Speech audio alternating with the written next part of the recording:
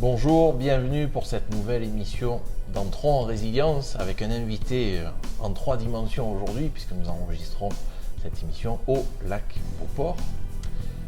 Je suis en compagnie de, je vais vous présenter tout de suite, ça ira plus vite, Richard Langlois. Bonjour. Bonjour Patrick. Ça va bien? Ça va très très bien. Et toi? Ça va bien et puis il faut que je vous dise, ça fait un petit moment qu'on se parle déjà là. On avait presque oublié de commencer à enregistrer l'entrevue. On a parlé de tas de choses diverses et variées. Il n'empêche que on trouvait ça important à 1001 clés de vie aujourd'hui de vous expliquer, comment dire, l'expérience qu'a vécue notre ami Richard, que vous découvrez peut-être ou que vous connaissez déjà puisqu'il est auteur, conférencier, formateur. Figurez-vous que ce beau jeune homme là, dans les années 90, oui, dans les années 90. Il a vécu une expérience qu'on pourrait aussi éventuellement appeler comme un trouble bipolaire. Oui, on va appeler ça un épisode de trouble bipolaire. OK. Mm-hmm. Alors, on est en Amérique du Nord. Il ne s'agit pas de pôle Nord, pôle Sud. Non. Est-ce que tu peux, avec ton parcours, puis ton expérience, puisque c'est un terme qui revient souvent dans ces contenus, plutôt que de parler de troubles de maladie mentale, ouais. Qu'est-ce que c'est être bipolaire? Vivre avec un trouble bipolaire, c'est pour bien des personnes, c'est différent pour chacune des personnes, bien sûr, de vivre des hauts et des bas, plus qu'à la normale, je dirais. Alors, tout le monde vit des hauts et des bas, ça c'est certain, même à chaque jour. Sauf que quand on vit un épisode de trouble bipolaire, là, on peut vivre ce qu'on appelle une phase de manie qui est beaucoup plus intense que ce qu'on va vivre quand on est vraiment un petit peu en high là, dans une journée. De manie? On appelle ça une manie. Okay. Alors, à l'époque, on appelait ça la maniaco-dépression, d'où le terme manie. Et donc, on va s'élever un petit peu, mais ça va être très plaisant pour beaucoup de personnes, comme moi, ça a été le cas. Puis après ça, on va se retrouver en phase dépressive. Alors, ce sont des moments qui sont très intenses dans les deux côtés, si vous voulez. Là. Alors, ce qui est difficile, évidemment, c'est la phase dépressive qui va suivre la phase de manie. Moi, dans mon cas, en plus de vivre une phase de manie, je me suis retrouvé avec une phase psychotique. Donc, la manie a été doublée d'une phase psychotique. Et la psychose est même devenue ce qu'on appelle un délire mystique. Alors, c'était... Avant de parler de psychose, en termes de manie, parce que, je ne sais pas vous, là, mais des périodes de haut et de bas, on en a tous. On en a tous. C'est d'y associer le fait d'avoir des manies. Qu'est-ce que ça représente quoi, ces manies? Ce que ça représente en termes par exemple, de symptômes majeurs, on va parler d'une énergie qui est plus forte, beaucoup plus forte qu'à l'habitude. On va parler d'un cerveau qui va aller plus rondement. Ça va être aussi, par exemple, quelqu'un qui va avoir de la parole plus facile, ça va sortir avec un débit beaucoup plus rapide. Il y a beaucoup de personnes aussi qui vont le vivre avec, je dirais, un besoin de sommeil qui est moins grand, donc on va dormir moins. Okay, c'est de l'adrénaline? Oui, c'est-à-dire si on a plus d'énergie, souvent, effectivement, on dort moins. Ceci étant dit, on le vit, c'est de façon unique pour chacune des personnes. Alors, ça aussi, c'est bien important. Moi, je ne dis pas que c'est un bipolaire. Je suis une personne qui vit avec le trouble bipolaire et la façon que moi, je l'ai vécu, c'est avec les symptômes que j'ai vécus. Et pour moi, c'est chacune des personnes comme ça. Ouais. Est-ce qu'il peut y avoir une certaine forme d'euphorie extrême dans ces périodes de haut, par exemple? Oui.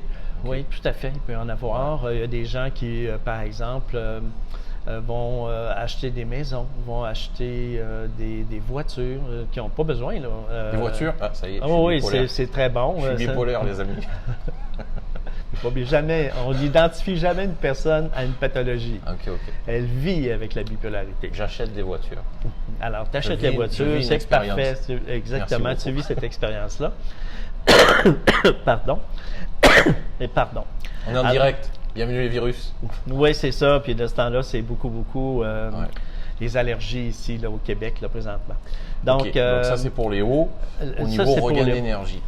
Regain d'énergie, pour moi, ça a été très, très fort. Puis je travaillais, j'étais très fonctionnel, j'étais très, très créatif aussi en même temps. Donc, c'est assez curieux de voir qu'effectivement, en phase de manie, c'est très compliqué en passant le trouble bipolaire, parce qu'il y a 3 types de trouble bipolaire. Ce que je vous raconte, c'est un des types.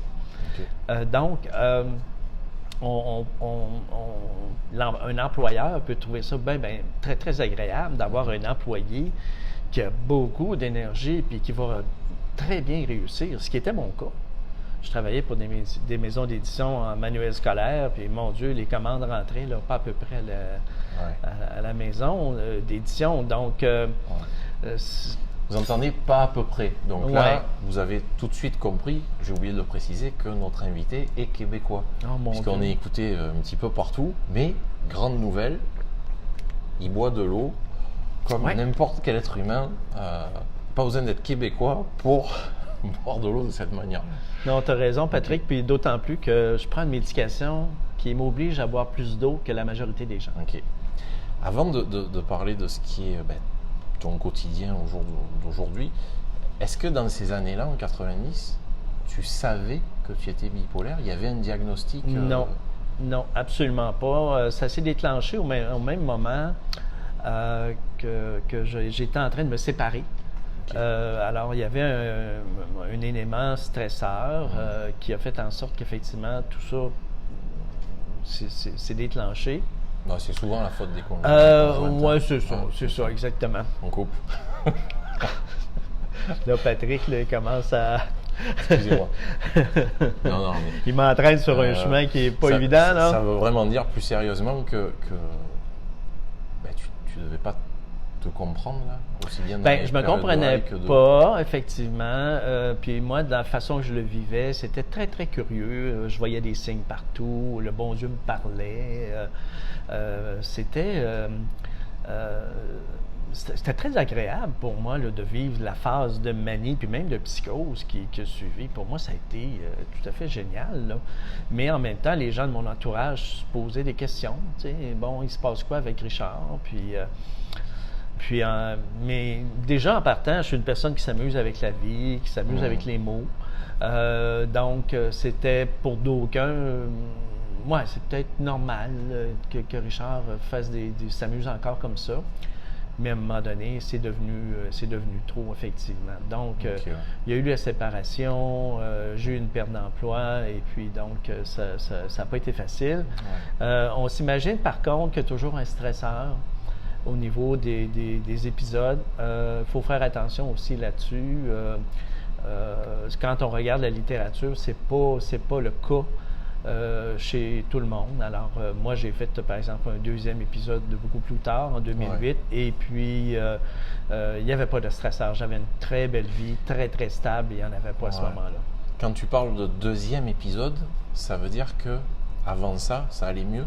Ça s'était stabilisé? Ça s'est stabilisé au bout, je dirais, d'1 an à peu près, et 3 phases de dépression majeure.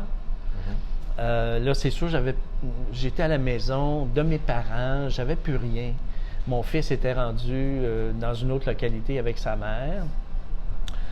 J'avais plus d'emploi.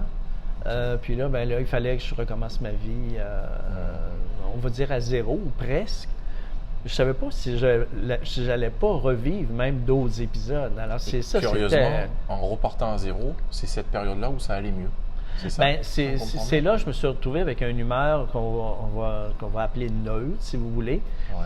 Je me suis retrouvé avec un contrat, un nouveau travail dans une petite île du Saint-Laurent. C'est un ami qui m'avait contacté comme ça. Puis c'est comme ça, à un moment donné, que, là, c'est le Richard, c'est pas le Richard qui a un diagnostic, c'est le Richard qui a une personnalité, qui a une force de caractère, qui a foncé, puis qui a dit « OK, j'y vais ». J'ai passé une entrevue, ça s'est très bien déroulé. Et puis, sauf que c'était un high, c'est ça? Non, j'étais pas en high à ce moment-là. Non, ça, c'est au bout de l'année où là, j'avais vécu high et... ça s'est stabilisé? Oui, ça s'est stabilisé. Il y avait aussi la médication au travers de ça, mais ça a pris 1 an avant de s'installer, la médication. Ah ouais? OK. Dans mon cas, il faut toujours faire attention. Mon cas est unique. Toujours important. Tu parlais de médication. Est-ce que il y a un lien entre, par exemple, cette médication, hein, qui est spécifique, je suppose, et le fait, tu parlais tout à l'heure d'humeur neutre, c'est-à-dire qu'il n'y avait pas d'émotion, ou c'était toujours le même niveau d'émotion? Bien, j'ai de la misère à répondre à cette question-là. Probablement qu'il y a un facteur jusqu'au moment où la médication fasse vraiment effet. Ouais, alors, OK, on se comprend. Ouais. Donc, à partir de ce moment-là... On se comprend? On se comprend. On se comprend. Ouais, d'accord. Donc, pour moi, ça a été très, très salutaire, cette médication-là. Ça a duré à peu près une 15aine d'années. Puis, à un moment donné, bien évidemment, il y a toujours des contrôles au niveau des prises de sang. Puis, bon... à un moment donné, c'est la créatinine, parce qu'il y a deux facteurs qui sont importants. J'avais du lithium à l'époque, donc il peut y avoir des problèmes au niveau de la glande thyroïde et des reins. Et puis moi, à un moment donné, lors d'une prise de sang, il y a eu des problèmes. C'est-à-dire que la médication, il y a des effets secondaires. Il peut y avoir des effets secondaires au niveau des reins ou de la glande thyroïde. Et là, j'ai un néphrologue qui, effectivement, a incriminé tout de suite le lithium, puis j'ai été obligé de changer de médication. Puis à un moment donné, si je me souviens à peu près de ta biographie, là, parce qu'on va parler de tellement de trucs que je m'y perds. En plus, il y a un peu de bruit derrière nous, mais ça devrait aller bien au niveau de la production. Tu te dis, la police s'embête, les hôpitaux sont vides, en psychiatrie, il faudrait mettre un peu du fun là-dedans. Qu'est-ce qui se passe au moment de la rechute? J'étais en psychose à ce moment-là, effectivement. C'est que... Donc, psychose, ça vient de s'ajouter, encore une fois, là, si on a bien compris, aux troubles de... Ça, c'est dans mon cas à moi. Oui, on dit... Puis il faut toujours prendre les statistiques avec un grain de sel. On va dire qu'environ 15% des épisodes de manie se transforment en épisodes psychotiques. OK. Alors, c'est ce qui m'est arrivé. Alors, donc, de vivre une psychose, j'étais en dehors de la réalité. Puis, j'étais à ce moment-là, je me suis retrouvé à Moncton, au Nouveau-Brunswick. Donc, j'étais même plus dans ma province du Québec. Pour ceux qui commettent l'irréparable faute de ne pas savoir où sont la province du Nouveau-Brunswick. On a du monde, on a du public aujourd'hui à l'émission. Donc, il y a 250 personnes derrière nous. Mais c'est pas grave parce qu'on filtre ça au niveau de l'enregistrement. Et à ce moment-là, quand tu parles de psychose, est-ce que c'est les bouffées, comme on dit là, tout ce qui est hallucination? Bien, j'en ai vécu, mais des hallucinations effectivement visuelles dans mon cas. Effectivement, il y en a eu. Mais c'est vraiment de se retrouver un peu en dehors de la réalité. Donc, en plus, je faisais un délire mystique, donc ça collait à la psychose. Donc, il y avait la manie, la psychose et le délire mystique. La plupart de petits amis, oui, c'est ça, entre autres. Là, il peut y avoir des petits amis. Mais moi, je n'ai pas vécu de paranoïa, par exemple, ou le fait d'entendre des voix. Ça, je ne vivais pas ça. Mais par contre, effectivement, je me suis retrouvé, je me suis fait arrêter par la police parce que j'étais sûr que je m'en allais au paradis. Puis bon, j'étais vraiment en plein délire mystique. Le gars qui a une éducation judéo-chrétienne puis qui avait étudié par le fait même aussi un peu en théologie, s'est retrouvé sur le coin d'une rue à s'en aller au paradis. Alors, c'est assez particulier. Je me suis fait arrêter par la police. Les ambulanciers sont venus me cueillir. On s'est retrouvé à l'hôpital.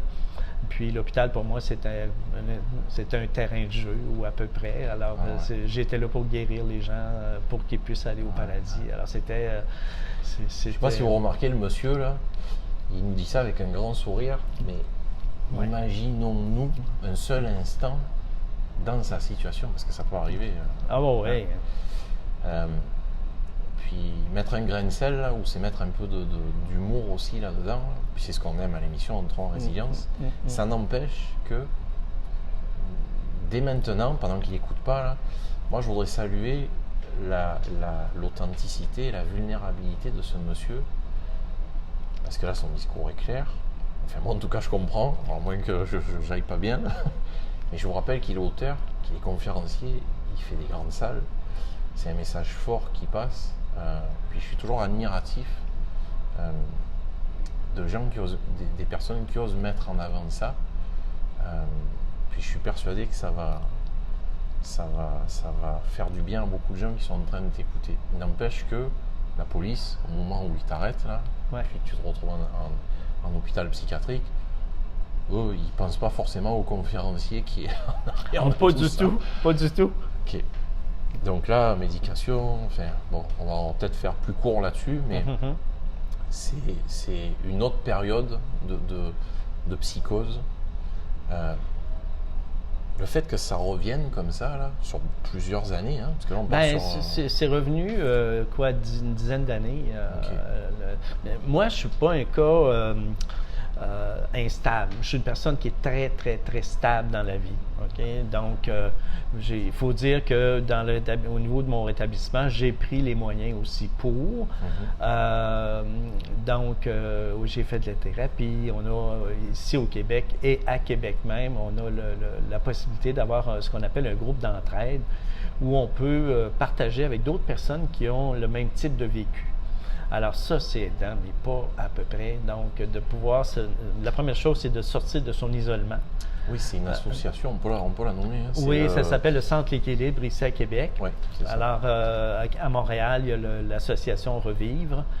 C'est le genre d'organisme qu'il devrait y avoir absolument partout dans la francophonie, si tu veux mon avis. Là. Est-ce que je me trompe en disant que on parle peut-être plus de ce côté de l'Atlantique, en Amérique du Nord, de la bipolarité. Puis loin d'en faire qu'il y a plus de bipolaires de ce côté de l'Atlantique que de l'autre, mais on dirait que c'est quelque chose comme les troubles du déficit d'attention. On dirait qu'on en parle quand même plus, grâce aussi à des gens comme toi qui se mettent en avant, puis qui donnent des conférences, qui écrivent encore une fois sur le sujet. Est-ce que toi, tu penses que c'est quelque chose qui est encore mal identifié ou dont la société a peur? Je ne sais pas, parce que c'est pas marqué forcément. Non, c'est pas écrit forcément dans le visage des gens. À ce que je comprends, par exemple, en France, il y a quand même des associations importantes au niveau du trouble bipolaire. Même sur Internet, même sur Facebook, on peut en voir. Je pense que c'est de plus en plus connu. Ça, je pense que c'est de plus en plus connu. Ce que je pense qui est difficile que les gens ont de la misère peut-être à comprendre, c'est qu'on n'est pas une pathologie. Moi, je ne suis pas un bipolaire. Je suis une personne qui vit avec un trouble bipolaire. C'est toute une nuance. Moi, j'ai des intérêts, des passions, j'ai des projets de vie.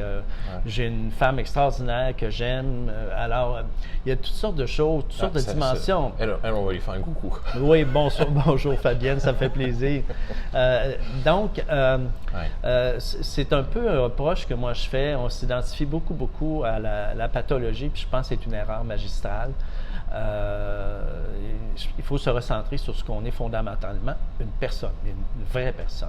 C'est pour ça que je dis tout le temps, puis là je m'inspire beaucoup du milieu anglo-saxon dans la littérature, la Nouvelle-Zélande, l'Australie, l'Angleterre, où on parle tout le temps d'une personne qui vit une expérience de. Alors dans mon cas, je suis une personne qui vit l'expérience du trouble bipolaire. C'est aussi simple que ça. Mais je suis tu sais, le trouble bipolaire est là, j'ai la conscience que le trouble bipolaire est là, et puis je m'organise pour pas refaire un nouvel épisode, quoi que ça peut arriver.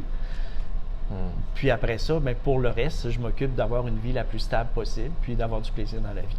C'est comme vous étiez en train de vous poser la question, est-ce que, j'aime pas le terme guérir là, mais est-ce que ça peut disparaître, ce trouble-là? La réponse c'est non. On vit avec? Je pense qu'on doit vivre avec, apprivoiser le fait qu'effectivement, ça peut réapparaître, mais pas se conditionner au fait qu'effectivement, ça va réapparaître. Alors ça, c'est sûr que pour la personne qui est très instable, qui fait des épisodes à répétition ou de façon plus fréquente, elle peut à un moment donné se conditionner. Mais je pense que là, encore une fois, c'est quelque chose qu'il faut travailler, souvent en thérapie. Et puis, donc, pour passer à d'autres choses, parce que la majorité stabilise bien. Alors, oui, la médication, c'est un facteur, mais il y a tellement d'autres choses que la médication. Ouais. Alors, ça aussi, c'est important à savoir. Puis autant en milieu nucléaire de vie, on fait partie des gens qui ne croient pas au fait qu'on doit être mis dans des cases. Autant écouter des messages forts comme le tien, ça peut aider à se positionner. Je pense à un de nos derniers invités, Eric Lépine, que tu connais probablement, avec Simplement Différent. Il a découvert son autisme au travers de celui de son fils. Il ne savait pas qu'il était autiste Asperger non plus. La communication, il n'y en a jamais assez là-dedans. Puis encore une fois, on parle de troubles qui ne sont pas visuels. C'est pas comme si on est amputé d'un bras. Voilà. Il n'empêche que, pour cette dernière partie de l'émission, moi j'aimerais qu'on t'écoute par rapport à ce qui est dommages collatéraux. Là, on ne parle plus de la gestion au quotidien, au moment d'une psychose où il faut que la police intervienne, il faut que tu ailles en soins, etc. Ouais. Pour éviter un danger, ne serait-ce que par rapport à toi, je suppose. Mais après, au quotidien, là, en fait, comment on vit avec ce potentiel d'expérience qui peut revenir chez le conjoint, la conjointe, le frère, la sœur, peu importe. Est-ce que c'est quelque chose dont tu parles toi souvent à ton niveau, avec ton entourage? Moi, j'ai aucune misère à en parler. J'ai toujours eu, comment dirais-je, une approche qui est la suivante. En fait, s'il y a des gens qui me jugent parce qu'effectivement, j'ai vécu, ce que je vous ai raconté tantôt, une manie, une psychose, tout ça, s'ils me jugent, c'est leur problème, c'est pas le mien. Alors, pour moi, c'est pas pire que ça. Ouais, c'est leur problème, c'est leur expérience, c'est ça? Ils n'ont pas assez cheminé peut-être pour comprendre quelque chose. Alors ça, pour moi, ça devient leur problème et pas le mien. Moi, je préfère avancer avec des gens qui ont une forte énergie, des gens qui sont capables de lutter contre la stigmatisation, donc toute la lutte aux préjugés. Donc, c'est important pour moi de comprendre qu'effectivement, il y a beaucoup de gens qui apprivoisent ce fait-là dans tous les milieux. Le pire milieu à l'heure actuelle, il y a deux milieux, en fait, ce sont les milieux de travail, où ça avance peu à ce niveau-là. Donc, soit les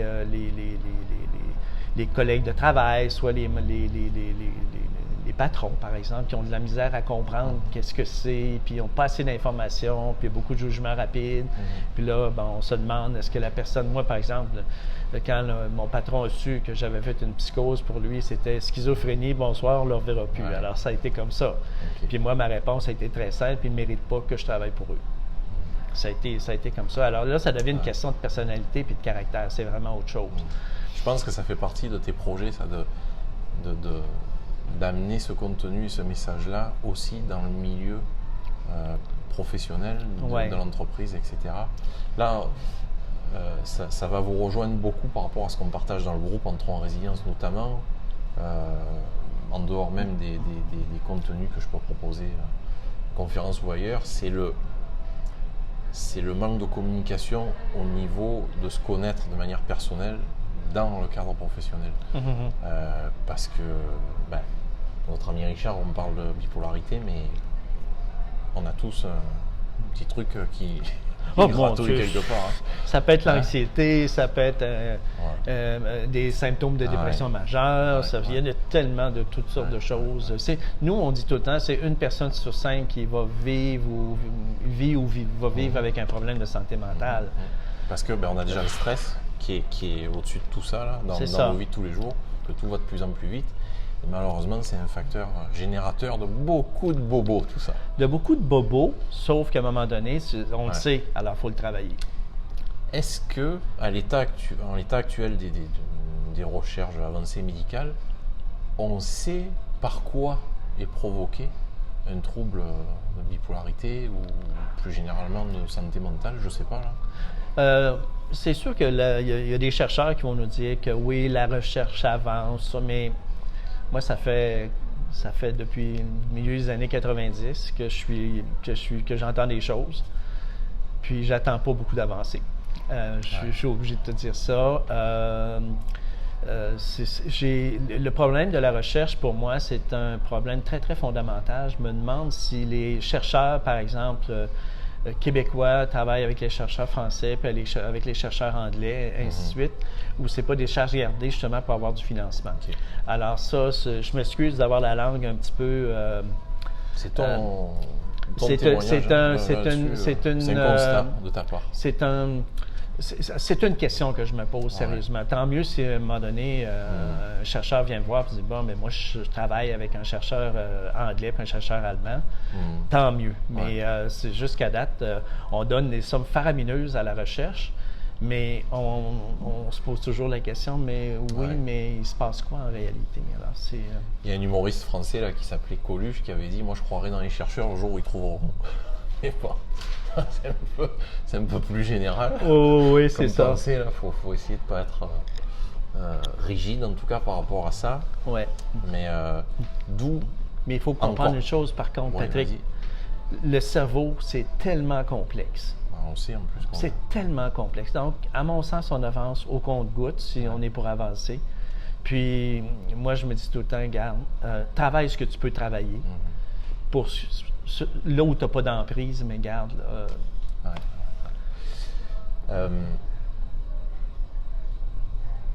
Ta conjointe, là, ça fait à peu près combien de temps que vous êtes ensemble? Là, ça fait 21 ans. J'avais le 2, mais... Non, ça fait 21 ans. J'ai rencontré Fabienne, c'est ça, au bout de cette année-là, d'enfer, ou de toutes sortes de choses qui s'étaient passées. Puis, je me suis retrouvé vraiment, là, ça fut foudroyant. C'était un peu le Robin des Îles qui rentre à l'île aux grues, puis qui va chercher une femme, puis qui ressort avec. Là. Fabienne avait 40 ans à l'époque, moi j'en avais 37. Et on s'est amouraché d'une façon vraiment incroyable. Quand on dit l'amour inconditionnel, c'est qu'elle était au courant de... Bien, c'était l'âme sœur, je pense. Okay. C'est un peu comme ça que je le vois. Puis, c'est un peu particulier parce que c'est encore aussi intense aujourd'hui. Il y en a qui sont chanceux, hein? C'est ça que vous êtes en train de C'est encore dire. aussi intense. Oh oui, c'est ça. Mais c'est pas de la chance. On est à la période aujourd'hui, là, présentement, c'est le printemps. Bon, c'est les fleurs, c'est les plantes. Bon, si on veut avoir des fleurs qui ont de l'allure, bon, on va s'en occuper. Alors, on va ajouter des minéraux, on va les arroser, etc. Bien, un couple, c'est la même chose. Alors, puis Fabienne et moi, bien, ça a toujours été comme ça. Moi, j'appelle ma blonde à tous les jours à son travail depuis 21 ans. Prenons-en de la graine, les gars. Ben oui, mais c'est une façon que moi j'ai trouvée. Et puis bon, on se couche le soir, on fait l'amour moins souvent qu'on faisait. Mais, on se couche, puis on se regarde, on rit, on est complices. Puis on est complices comme ça tous les jours. Puis là, je vais devoir l'arrêter. D'abord parce que ça devient trop érotique. Non, je plaisante. Mais surtout parce qu'il est conférencier, donc je ne vais plus arriver à l'arrêter. Puis l'émission file, les amis. Un dernier point que je voulais aborder avec toi, Richard, maintenant qu'on connaît ta vie sexuelle au complet. Non, tu connais rien, Patrick.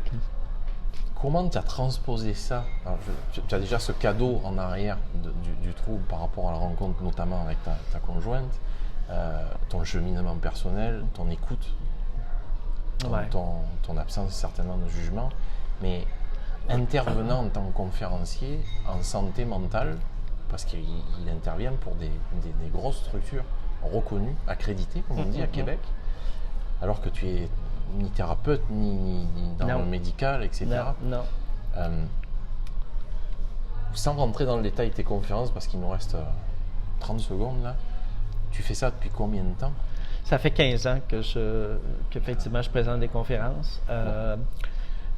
C'est un talent naturel. Je suis enseignant de formation, alors il ne faut pas se surprendre qu'effectivement, que je prenne tout ça. Puis, j'ai pas peur d'en parler, j'ai pas peur du sujet.